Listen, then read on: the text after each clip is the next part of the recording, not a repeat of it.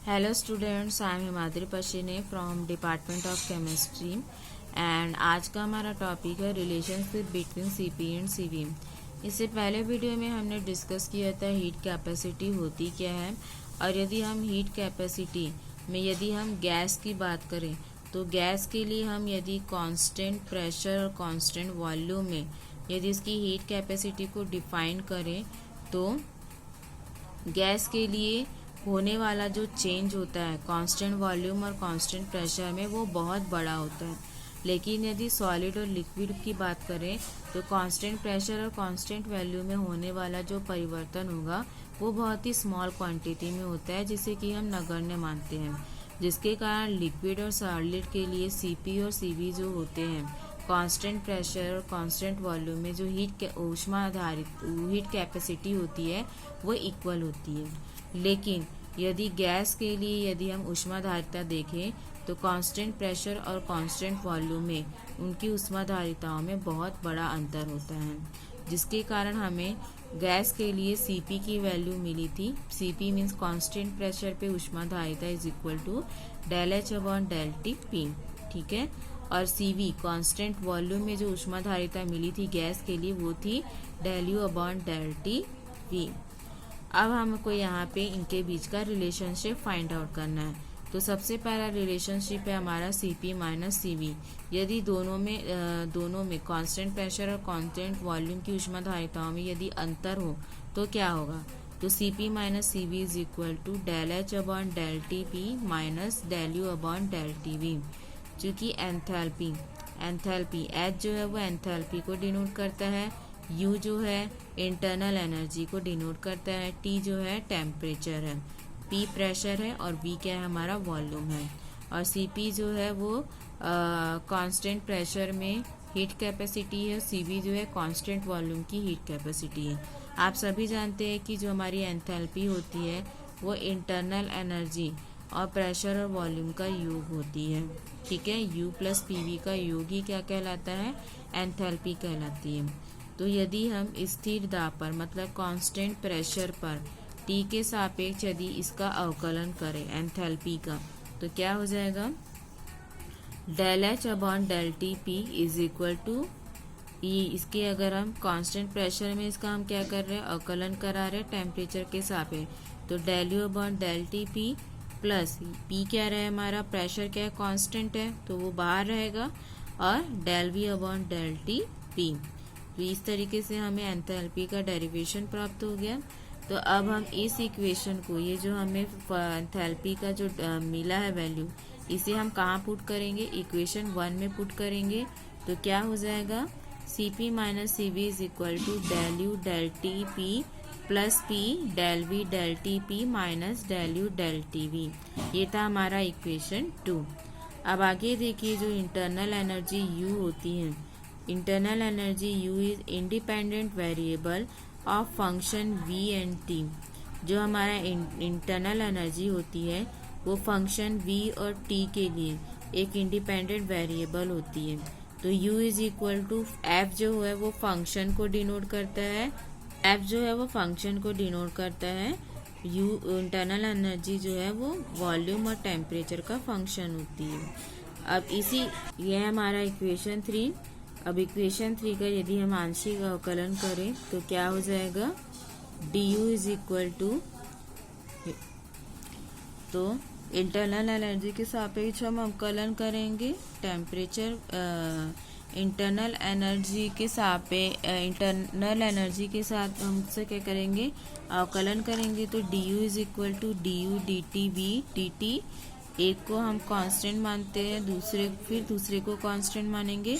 तो पहले हमने यहाँ पे वॉल्यूम को कांस्टेंट माना है, तो du upon D T V D T plus अब टेम्परेचर को कांस्टेंट मानेंगे तो del U upon del V T del U. ये था हमारा इक्वेशन 4।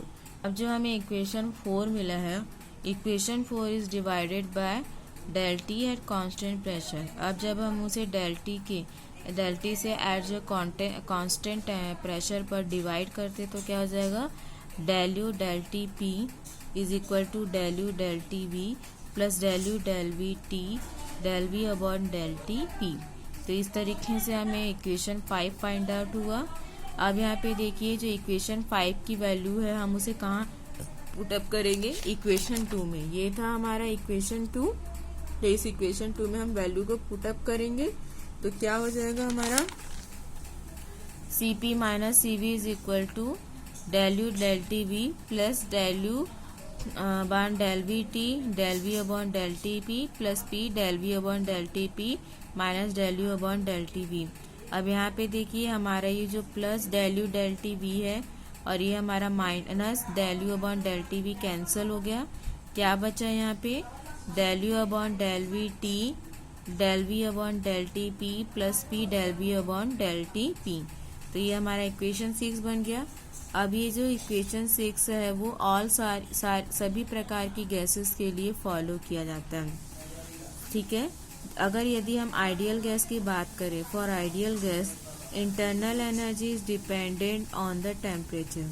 आप सभी जानते हैं कि आइडियल गैस जो होती है, जो उसकी जो इंटरनल एनर्जी होती है वो टेम्परेचर के ऊपर डिपेंड करती है, ठीक है। जैसे कि सपोज ये हमारा सिस्टम है, इस सिस्टम के अंदर आइडियल गैस भरी हुई है।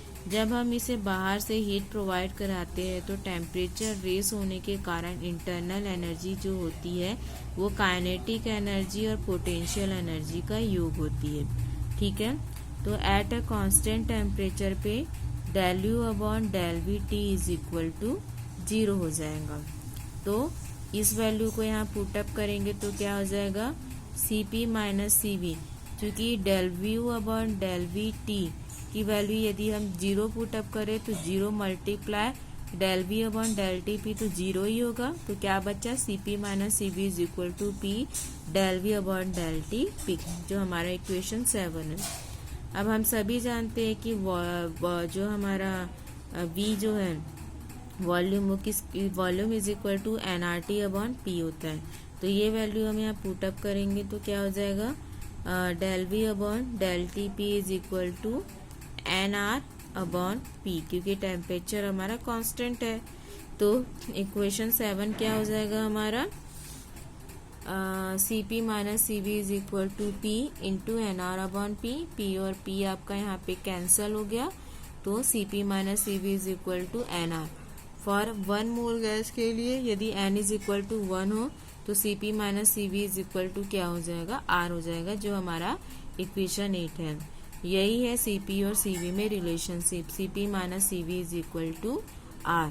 अब यहाँ पे देखिए हमने कुछ पॉइंट्स यहाँ पे नोट डाउन किए हैं।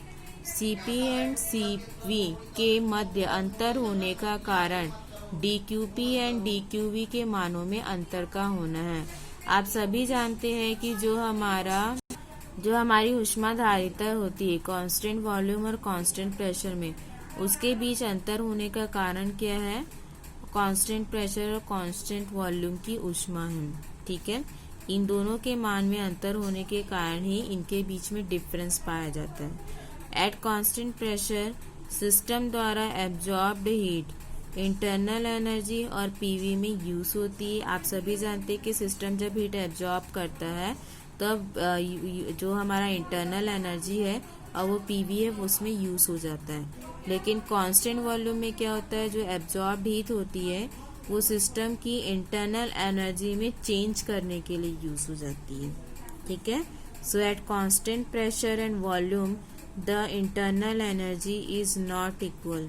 तो कांस्टेंट प्रेशर और कांस्टेंट वॉल्यूम पर इंटरनल एनर्जी जो होती है वो बराबर नहीं होती है। प्रेशर के केस में क्या होता है, इंटरनल एनर्जी जो होती है वो काइनेटिक एनर्जी और पोटेंशियल एनर्जी का योग होती है। लेकिन कांस्टेंट वॉल्यूम पे जो इंटरनल एनर्जी होती है वो उस इंटरनल एनर्जी क्या होती है, वो चेंज हो जाती है। तो DUP not is equal to DUV, so Cp greater than Cv।